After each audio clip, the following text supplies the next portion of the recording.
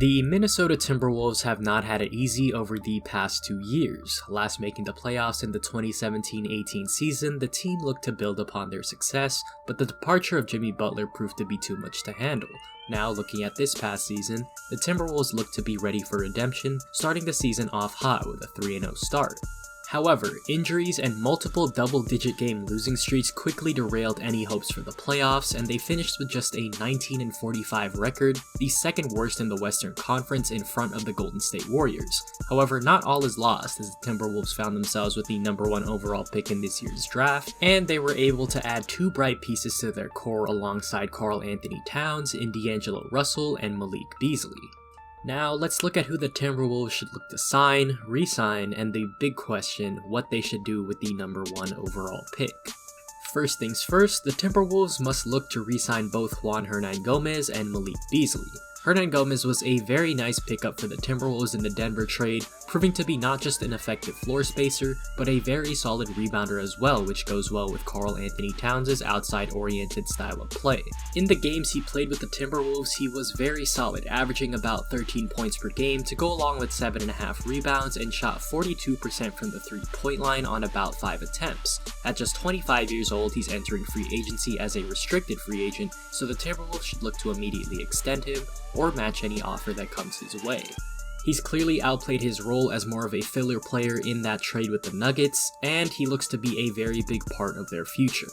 I can see the Timberwolves give him a contract around the $10 to $13 million range. Moving on, Malik Beasley is another free agent who I believe the Wolves should definitely look to re-sign, despite the legal issues he's had this offseason. Another player acquired in the Robert Covington trade, Beasley has proven to be one of the best midseason acquisitions in the NBA, and really shined as a solid third option next to Cat and D'Lo. He's always shown the potential to be a talented scorer even in his limited role in Denver and all the way back in college, and the trade further cemented this fact as he averaged nearly 21 points per game, 5 rebounds and 2 assists, and hit a ridiculous 3.5 threes per game on an elite 42.6% from that range. And yes, while it may have been a very limited sample size at just 14 games with the Timberwolves, he seemed to be very much fitting in next to the 2 stars. Like Hernangomez, the Wolves should look to immediately extend him or match any offer that comes his way. Aside from these two, Naz Reid should immediately have his contract guaranteed, as he showed the ability to space the floor at the big man position and was very solid covering for Cat when he was injured, averaging 12 points and 6.5 rebounds per game as a starter. And with such a low contract, it should be a no-brainer whatsoever. James Johnson is an interesting situation for the Timberwolves, as he showed he was still very capable of producing for an NBA team, averaging 12 points, 5 rebounds, 4 assists, and 1.4 steals and blocks in 14 games with the Wolves. Coming from Miami, he'll likely accept his $16 million player option, and whether or not the Wolves look to keep him because of his defensive value, which they desperately need, or trade him for some sort of assets because of how he's on an expiring deal but can still produce for a contender, is yet to be seen.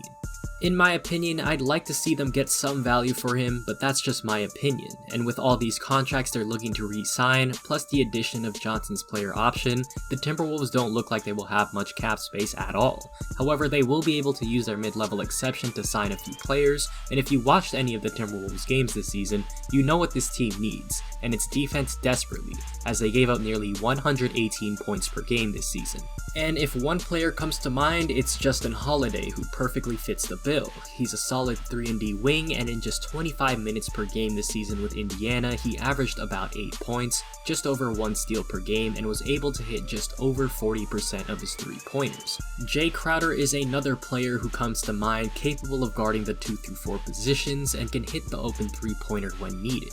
As for big men, Christian Wood is a potential candidate to go to Minnesota, though I believe he'd be a bit too expensive for the team. Should he sign with them though, he'd be their starting power forward. Willie Hernangomez is another guy who could sign for a cheap deal, providing rebounding and interior toughness down low, and he'd be able to play alongside his brother Juan Hernangomez. Now, let's talk about the number 1 pick in the draft. There have been rumors that the Wolves are looking to trade this pick, but in my opinion, I am totally against this. The number 1 pick just isn't enough to give them a tier 1 or tier 2 player like Devin Booker or Ben Simmons, who the Wolves have been linked to.